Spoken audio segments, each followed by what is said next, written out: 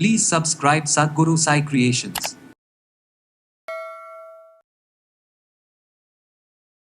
2-3 வாரம் எல்லா மருத்துவத்தையும் விட்டுருங்க. ஒரு மருத்துவம் பார்க்கும்போது இன்னொரு மருத்துவம் பார்க்கக்கூடாது. இந்த மருத்துவம் பாருங்கள், உங்களுக்கு ஒத்து வருதா தொடர்ந்து பார்ப்போம். உனி வாழ்க்கை ஃபுல்லாக இவங்களுக்கு கருமுட்டை வளர்ச்சியில் அது இல்லை, உனி குழந்தையே பிறக்காதுங்கிற கேட்டகரியிலேருந்து எத்தனையோ பேர் சொல்லவே முடியாத அனைத்து விதமான தொந்தரவுகள்லேருந்து வெளியே வந்திருக்காங்க. இந்த இந்திய அக்குபங்க்சரை பொறுத்தளவுக்கு காரணத்தை கண்டுபிடிச்சி சமநிலை பண்ணோம்னாவே போதுமானது. மறுபடியும் வரக்கூடிய தொந்தரவு எந்த விதமான பேரில் வேணால் இருக்கட்டும், அது கேன்சராக இருக்கட்டும், சுகராக இருக்கட்டும், பிபியாக இருக்கட்டும், தைராய்டாக இருக்கட்டும், அதை சமன்படுத்துறது மூலமாக எல்லா விதமான நோய்கள்லேருந்து வெளியே வந்திருக்கிறாங்க. எங்கிட்டே கிட்டத்தட்ட லட்சக்கணக்கான நபர்கள் ஒரு நாளைக்கு தினமும் 1000 பேருக்கு மேலே சிகிச்சை எடுத்து கிட்டத்தட்ட நிறைய பேர் சரியாக இருக்கிறாங்க.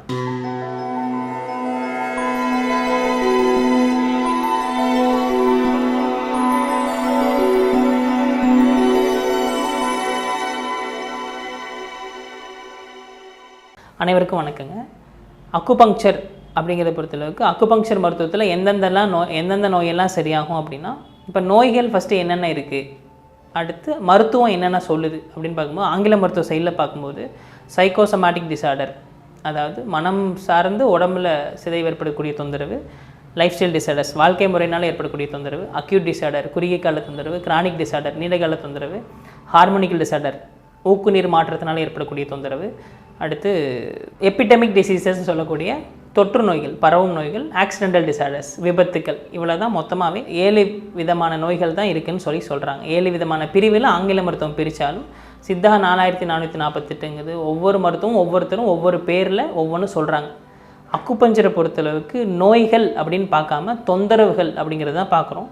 அப்போ தொந்தரவுகள் அவங்க பேஷண்ட் சொல்கிறத கேட்டுட்டு, மருத்துவ பயனாளிகள் சொல்கிறத தொந்தரவுகள் சொல்கிறத கேட்டுட்டு பஞ்சபூதத்தில் என்ன சமநிலையின்மை இருக்குது அப்படின்னு செக் பண்ணிவிட்டு பஞ்சபூத சமநிலையை சமன்படுத்துறது மூலமாக energy changes, harmonical changes, chemical changes, physical சேஞ்சஸ்னு சொல்லிட்டு வரிசையாக ரசாயன மாற்றம், உடல் மாற்றம் வர ஆற்றல் மாற்றம், ஊக்கு நீர் மாற்றம், ரசாயன மாற்றம், உடல் மாற்றம்னு எல்லா விதமான நோய்களுக்கும் தீர்வு அக்குபங்க்சரில் இருக்குது.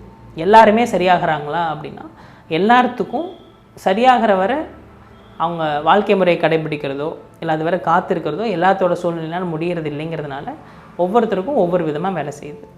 இந்த புள்ளியை குத்துனா எல்லாத்துக்கும் ஒரே மாதிரி வேலை செய்யுங்கிற மாதிரி நான் பார்க்குற இந்திய அக்குபங்க்சரில் பண்ணுறதில்லை.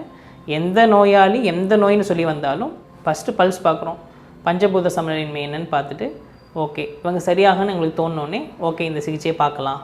2-3 வாரம் எல்லா மருத்துவத்தையும் விட்டுருங்க. ஒரு மருத்துவம் பார்க்கும்போது இன்னொரு மருத்துவம் பார்க்கக்கூடாது. இந்த மருத்துவம் பாருங்கள், உங்களுக்கு ஒத்து வருதா தொடர்ந்து பார்ப்போம். வாழ்க்கை முறையை ஃபாலோ பண்ணிக்கிங்க அப்படின்னு சொல்கிறோம். அடுத்து ஒரு காலகட்டத்தில் அவங்க முழுக்க வாழ்க்கை முறையும் ஃபாலோ பண்ணிவிட்டு அவங்களோட சிகிச்சையும் தொடர்ந்து எடுக்கும்போது எல்லா விதமான நோய்கள்லேருந்து வெளியே வந்துடுறாங்க. நாளைக்கு செத்துருவாங்க, உனி காப்பாற்றவே முடியாதுங்கிற கேட்டகரியிலேருந்து உனி வாழ்க்கை ஃபுல்லாக இவங்களுக்கு கருமுட்டை வளர்ச்சியில் அது இல்லை, உனி குழந்தையே பிறக்காதுங்கிற கேட்டகரியிலேருந்து எத்தனையோ பேர் சொல்லவே முடியாத அனைத்து விதமான தொந்தரவுகள்லேருந்து வெளியே வந்திருக்காங்க. ஆனால் நம்ம நோய்க்கு சிகிச்சை அளிக்கிறது இல்லை, எனர்ஜி சேஞ்சஸ் சொல்லக்கூடிய பஞ்சபூத சமநிலையை சமன்படுத்துறது தான் மருத்துவம். சரி பண்ணுறதுங்கிறதுல 2 விதமான சரி பண்ணுறது இருக்கும். முதல் சரி பண்ணுறது என்னென்னு பார்த்தீங்கன்னா, அப்போதைக்கு மட்டும் நல்லா இருக்கக்கூடிய சிம்டமேட்ரிக் ட்ரீட்மெண்ட் பண்ணுறது. அடுத்து 2வது பார்த்திங்கன்னா, வாழ்க்கை முழுக்க அதே தொந்தரவு திரும்பியும் வரக்கூடாது, இருக்கிற தொந்தரவு சரியாயிடணும்னு பண்ணும்போது அது ரூட் காஸ் பேஸ்டு ட்ரீட்மெண்ட்டாக இருக்கும். அப்போ ரூட் காஸ் பேஸ்ட் ட்ரீட்மெண்ட்டுக்கும் சிம்டமேட்டிக் ட்ரீட்மெண்ட்டுக்கும் என்ன வித்தியாசம்னா, மேலேருந்து சொட்டாக ஒழுகும்போது கீழே துடைக்கிறது சிம்டமேட்டிக் ட்ரீட்மெண்ட். அப்போதைக்கு கீழே துடைச்சதோட பவர் இருக்கிற வரை, அடுத்து சொட்டு வராமல் இருக்கிற வரை அந்த இடம் சுத்தமாக இருக்கும். ரூட் காசுங்கிறது கீழே துடைக்கிறத விட்டுட்டு ஃபஸ்ட்டு மேலே இருக்கிற ஓட்டையை அடைச்சிட்டு அப்புறம் ஒரே ஒரு டைம் கீழே துடைச்சா போதுமானது, புதுசாக பிரச்சனையே வராமல் இருக்கும். அப்போது இந்த இந்திய அக்குபங்க்சரை பொறுத்தளவுக்கு காரணத்தை கண்டுபிடிச்சி சமநிலை பண்ணோம்னாவே போதுமானது. மறுபடியும் வரக்கூடிய தொந்தரவு எந்த விதமான பேரில் வேணால் இருக்கட்டும், அது கேன்சராக இருக்கட்டும், சுகராக இருக்கட்டும், பிபியாக இருக்கட்டும், தைராய்டாக இருக்கட்டும், அதெல்லாமே அந்தந்த மருத்துவத்தில் பேர் வச்ச ஒரு பேர். இப்போ எடுத்துக்காட்டு ரொமாட்ரிக் ஆர்த்தரைட்டிஸ்னு சொல்லிட்டு ஆங்கில மருத்துவத்தில் பேர் வைக்கிறாங்கன்னா, சித்தாவில் ஆயுர்வேதில் பார்த்திங்கன்னா சரவாங்கிங்கிறாங்க, முடக்குவதங்கிறாங்க. அப்போ எல்லாமே ஒரே நோயாக இருந்தாலும் ஒரே தொந்தரவாக இருந்தாலும் ஏன் பேர் மட்டும் வேறு வேறையாக இருக்குன்னா, அவங்கவுங்களோட புரிதலுக்கும் அவங்கவுங்க சிகிச்சை அளிக்கிறதுக்கு அவங்கவுங்க நோயறிதல் பண்ணி ஒரு பேர் வச்சுக்கிறாங்க. அதே மாதிரி நாங்கள் பேர் வைக்கிறது அப்படிங்கிறது பார்த்திங்கன்னா, பஞ்சபூத சமநிலை இல்லாமல் இருக்குது. எந்த மூலகம் எந்த பஞ்சபூதம் சமநிலையிலையோ அதை சமன்படுத்துறது மூலமாக எல்லா விதமான நோய்கள்லேருந்து வெளியே வந்திருக்கிறாங்க. எங்கிட்டே கிட்டத்தட்ட லட்சக்கணக்கான நபர்கள் ஒரு நாளைக்கு தினமும் 1000 பேருக்கு மேலே சிகிச்சை எடுத்து கிட்டத்தட்ட நிறைய பேர் சரியாக இருக்கிறாங்க. இந்த நோய்க்கு இந்த புள்ளி, அந்த நோய்க்கு அந்த மருத்துவம், இது பண்ணுறதுக்கு அது இது பண்ணுறதுலாம் பண்ணாமல் உடம்புக்கிட்ட முழுக்க ஆற்றலில் கொடுத்துட்டோம்னா, இப்போ எக்ஸாம்பிள் ஒருத்தருக்கு ஃபீஸ் கட்டணும், ஒருத்தருக்கு ஏதாவது பொருள் வாங்கணும், ஒருத்தருக்கு ட்ரெஸ்ஸு வாங்கணும், ஒருத்தருக்கு சாப்பாடு வாங்கணும், ஒருத்தருக்கு தண்ணி வாங்கணும். ஒவ்வொருத்தருக்கும் ஒவ்வொரு தேவை இருந்தாலும் நம்ம ஒவ்வொருத்தருக்குமான தேவையும் தனித்தனியாக நிவர்த்தி பண்ணுறது மறுபடியும் தொடர்ந்து பண்ணிட்டு இருக்கிறத விட அவங்க கையில் காசு கொடுத்துட்டோம்னா அவங்களே பண்ணிக்குவாங்க இல்லைங்களா?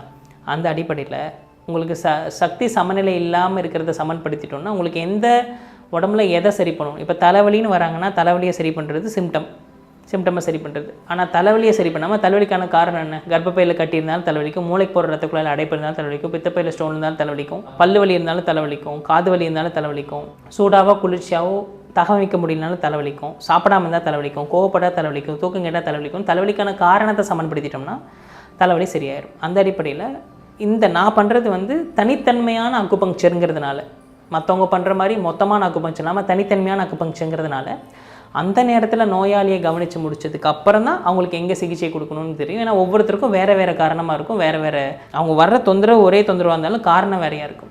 இப்போது சர்க்கரை நோய் அப்படிங்கிற பேரில் வர்றவங்க எல்லாருமே சர்க்கரை நோயாளிகள் கிடையாது. மண்ணீரல் அப்படின்னு சொல்லக்கூடிய உறுப்பிலிருந்து துணை உறுப்பாக இருக்கக்கூடிய கணையம், அதுலேருந்து சுரக்கக்கூடிய இன்சுலின்கிற ஒரு சுரப்பு நீர், ஊக்கு நீர் சுரக்காமல் போகிறதுனால ஒரு சில பேர்த்துக்கு சர்க்கரையோட அளவு அதிகமாக இருக்குது. ஒரு சில பேருக்கு பார்த்திங்கன்னா மண்ணீரல் வேலை செய்யாதனால சர்க்கரை அதிகமாக இருக்குது. ஒரு சில பேர்த்துக்கு அவங்க சாப்பிடக்கூடிய உணவு உண்ணும் முறை செரிமானம் சரியாக இல்லாதப்போ நல்ல குவாலிட்டி ஆஃப் குளுக்கோஸை உடம்புனால செரிமானம் பண்ண முடியலைங்கிறதுக்கு சாப்பிடக்கூடிய உணவு தப்பாக இருந்தாலும் அது காரணமாக இருக்கும். அடுத்து சாப்பிடக்கூடிய முறை தப்பாக இருந்தாலும் காரணமாக இருக்கும். இந்த முறை எப்படி சாப்பிட்ணும், எதை சாப்பிட்ணும், எப்படி சாப்பிட்ணுங்கிறதெல்லாம் முன்னாடி பார்த்தோம். அதை கடைப்பிடிச்சிட்டு வந்தாவே எல்லாருமே அவங்களோட அளவு அதிகமாக இருக்கிறது கொஞ்சம் கொஞ்சமாக வாழ்க்கை முறையை கடைபிடிக்கிறது மூலமாக அவங்களோட சிகிச்சையும் தொடர்ந்து எடுக்கும்போது எல்லா விதமான நோய்கள் வெளியே வந்துடுறாங்க. எனர்ஜி சேஞ்சஸ் சொல்லக்கூடிய பஞ்சபூத சமநிலையை சமன்படுத்துறது தான் மருத்துவம், இந்திய அக்குபங்க்சர் மருத்துவம் சொல்லித்தருது. நன்றி.